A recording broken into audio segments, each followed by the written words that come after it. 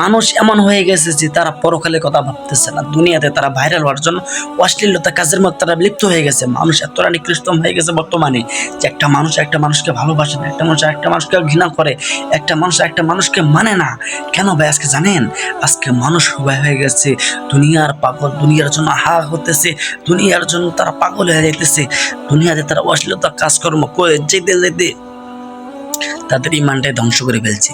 আজকে মানুষ তারা কি করতেছে তারা নিজেও জানে না। হ্যাঁ ভাই, এটি হচ্ছে সত্যি ঘটনা।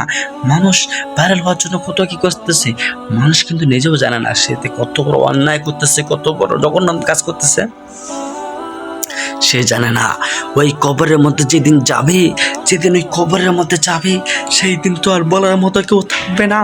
আল্লাহকে জিজ্ঞাসা করবে, ইয়া আল্লাহ তুমি আমাকে মাফ করে দাও। আল্লাহ কিন্তু মাফ করবে না। কারণ কেন জানো?